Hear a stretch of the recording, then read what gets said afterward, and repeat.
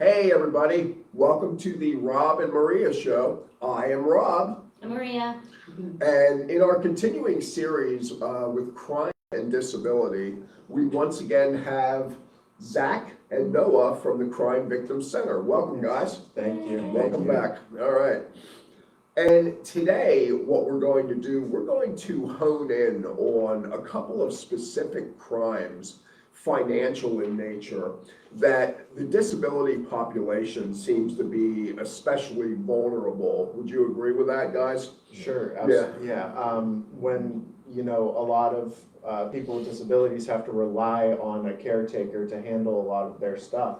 So when you add another person into it, then, you do become more vulnerable to something happening like identity theft. Right. And I can't speak for Mariya, but I've heard plenty of horror stories myself of people getting things stolen, money and possessions and you name it. Yeah. So what we're going to talk about today are two crimes in particular. There are power of attorney abuse and identity fraud. So you guys want to give us some information there? Yeah, so let's start with power of attorney abuse. Okay. That's just going to be transferring your legal rights to make a decision to someone else. So it's allowing you to name a trusted person to make personal, financial, or healthcare decisions on your behalf. And this is generally in the case of a medical emergency or a long-term absence from maybe you're away from home or you're going somewhere and you need someone to do that in your place. So that's what a power of attorney will come in handy for. Can you also get something like that? It almost sounds weird, but just because I can't handle a checking account.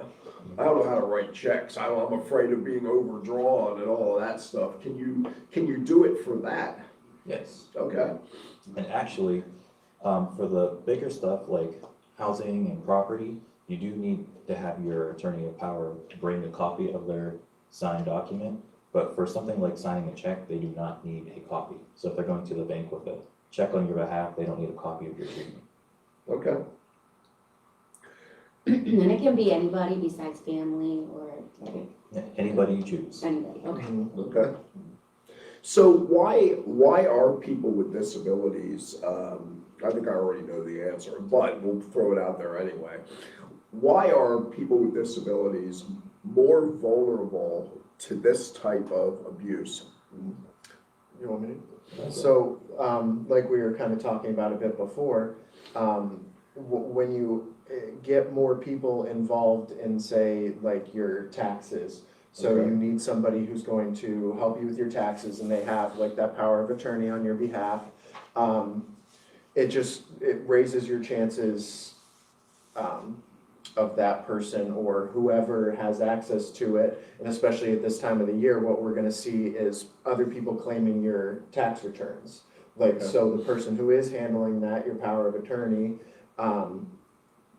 are essentially taking what money you're getting back from your taxes. Right. Yeah. So when that's the case, it's important to check stuff like when it's supposed to come in, check your bank account statements, and then aside from taxes too, it's important to personally track your bills when they're supposed to be coming in, how much is supposed to be coming out of them, just so if you miss a bill and you notice it and you know what date it's supposed to come, it's important that you realize that, hey, it didn't come, so somebody could have changed their address or redirected the bill and is almost draining money out of your account, ruining your credit score, whatever it may be. That is this financial abuse. Okay. So we're seeing like a sort of a fox in charge of the hen house type of scenario. Sure. And so really people with disabilities have to be self-empowered. In other words, they have to guard against the possibility of this happening. Is there any statistical data about how often this happens? Not about how often, but if we're going to go back to just how more vulnerable people with disabilities are for general crime, we're talking 3 times more. So definitely have to be guarded. And another thing to consider with power of attorney abuse is when you're making it with the person you choose, you can choose the limitations outlined in the document. So you don't have to just sign a general document and give them broad responsibilities. You Right. can limit what they have access to. So guys, know what you're signing, Yes. do your homework, because that's, I mean, people do that across the board. Here's a contract, all right, whatever, I'll sign it, you know? Yeah. And you can get into real trouble with that. Yep. Yep. And if people think that they've been the victim of power attorney abuse, or someone they know has been a victim, what should they do? So you can certainly call CDC, and, you know, we're a comprehensive victim service center. Okay. So we will help you as much as we can, and, like, you know, to our fullest extent, counseling, whatever you may need. And we might also refer you to one of these places like Adult Protective Services. It could be the Department of Human Services, depending on what it is, it could be Medicaid. We'll help you and at least make a referral. And depending on your age, GCAT could get involved Yeah, too. sure. Because they could help, we give Yes. you, assign you an advocate, someone who can help you through the process. Yes. Because this is intimidating, Mhm. because a lot of times people are afraid, uh-oh, I'm gonna lose my support system if I make waves. You know, it's the same old story. They often don't do what they should do because they're afraid of losing, or, well, I can't really prove that this is going on. Well, you know, maybe you can't, maybe you can, you know? I think it's important to just know that no matter what, we can be a first step in like that process. Sure. So maybe there will be issues in you getting your money back or proving it, but we're here regardless of Okay. that. Okay. We don't need you to provide evidence of something happening to you. Okay, We'll be there. good. Good. I like how you guys said on here how to protect yourself from identity. Can you give us a little recap of that? Because some people don't know what to do. You know what I mean? Like, they don't know how to keep financial records Right. and things like that. Sure. If you want to just go over that. Yeah, so if you have physical documents of that have your social security, your Medicaid cards, any financial records such as tax returns, pay stubs, keep those in a safe place. Maybe tell someone that you trust to locate them if you're absent, but just try to keep them away from where people can generally find them. Mm-hmm. Some people put them in a safe and have a lock on it, key, or scrolling passcode. Just depends on what you're more comfortable with. For online stuff, always change your password frequently. Make it something that they can't guess based on your date of birth or Right. interest that they may know about. Just try to make it random as possible. Mm-hmm. Or your dog's I name or was just whatever. gonna say Yeah, that, but yeah. yeah, okay. And another thing is the two-factor authorization. That means once you put your password in, the computer system, say you're doing your tax return, will also send you a text message or an email to put a code in to verify that it is you logging in. Okay, yeah, I was wondering what the two-factor authorization was. So I that's didn't- like, when you go online and you sign in, they'll give you like a little number to put in to say it's really you signed Okay, in. okay, It's just like a two-factor, Okay. like signing on, but then you have to make sure it's actually you signing. in. right, So, right, okay, Yeah, okay. you can do it by email or you can do it by a text message. Mhm. It's like Okay. either way.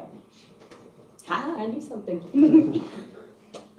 All right, well, let's move on to identity fraud, if there's nothing else to talk about with power of attorney abuse.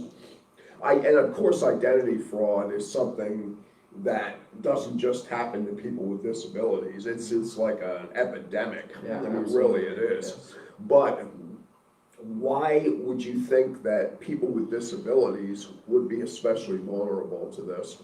Well, it's back to that reliance on a caretaker or somebody that you know, maybe you do think you should be able to trust, and Okay. you're giving them access to very personal data that someone who does not have a disability might not have to give anybody access to, because they may have, say if you have you have a mental disability and you can't fill out like certain forms Right, right. well, or you Right, don't know right. this information. Sure. You're giving this to someone else to fill it out, which gives them access to basically everything from your social security It number. really does, Yes, yeah. it's all about like who has access to what. Okay, It's also about opportunity too. We're talking about power of attorney abuse, connecting that with identity fraud. If someone has that responsibility over your financial records and they are your power of attorney or just someone who has access, they might see the opportunity to engage in identity fraud because they know you're not checking your documents frequently. okay, okay. And identity fraud can be a real hornet's nest to try to unravel what's been done to you. I mean, it could take, I've heard stories, months, years, to get it all straightened out. Yeah. So what can, again, some of this may be repetitious, but what can people with disabilities do and well, anybody for that matter, and to prevent identity theft? Well, Noah kind of touched on it a bit, and it's, in this case, it's not just for people with disabilities. Right. It's, keeping financial records, making sure you're keeping everything stored safely where only you have access to that stuff, and you Okay. have to, make an effort for someone else to have access to it, like keeping your social security card in the safe, your Medicare cards, whatever it is, using strong passwords, using the 2FA, the two-factor authentication that Noah talked about. And then just making sure that you have the facilities to, detect if something is happening. So like I was saying earlier, make sure you keep track of your bills when they're supposed to come, Sure. how much they're supposed to be. When they're due. Yes. All of that, yeah. Just make sure you're keeping an eye, review your credit score once in a while to see if there was any large dip or whatever it may be to understand where this is coming from. I like the one part in the, I forget where it is, but if you notice that a caretaker is purchasing expensive things, it's interesting, it's obvious, Yeah. but we don't really think about it that much. Yeah. Yeah. And I think that's why we don't think about it, is because, people buy stuff all the time, but. Well, sure, and who it's- knows where they're getting the money Exactly, from, yeah. But Okay. just be aware and be careful about it. That could be part of the whole picture though, if you're Mhm. putting the picture Yeah. together. Yes. Yeah, Another Okay. thing legally is with power of attorney documents, the person you're transferring your rights to can make money off of that if you put that in the agreement. So while they're handling your personal finances, they can write into the agreement that a part of that goes to them directly. okay. As their fee or something for Yes. doing that. Okay, all right. Can we go over one more time, if you think that you've been a victim of either one of these, either power attorney abuse or identity fraud, what should you do? Who should you contact? Well, like I said before, we can be your first call, no matter Okay. what. We have a 24/7 helpline, so someone is always there to answer the phone.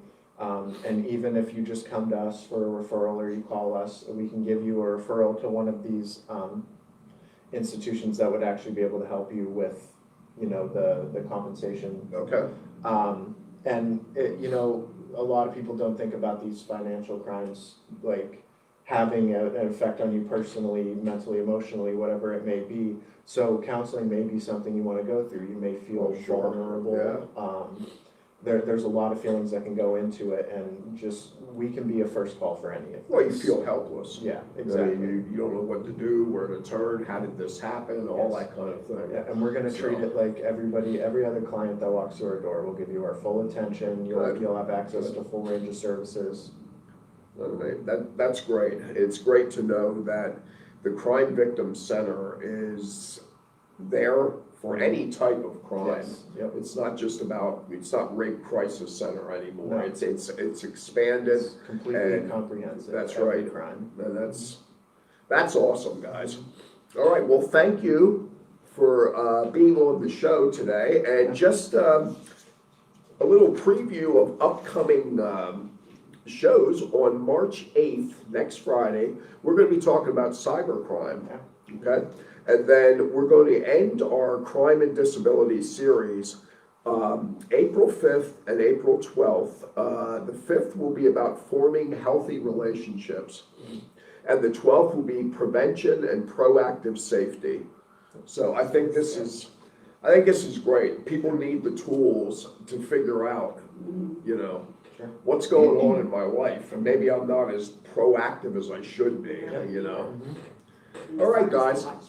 Oops, I'm No, sorry. that was it. No, that was it. All right, if you guys have heard heard something you liked today, or want more information or whatever, share the podcast, and Zach, now that he has an agent, and he's on the commercials now, I don't know how accessible he'll be, but Take a but no. while. Might take a while. But no, seriously, you can call CVC anytime and ask, hey, I have a question. Yep. What, I'm concerned for myself or a friend or whatever. Can you help me on this? You guys are always there. You don't have to feel like you're bothering them. Okay, that's what they're there for. Yeah. Okay, Yep, and that's 814-455-9414, and someone will always answer. okay. What's your website? So it's cvcerie.org. Okay, all right. All right, guys. Bye. Yeah. Thank you for Thank tuning you. in to the Rob and Maria Show. I'm Rob. Maria. We'll see you next time.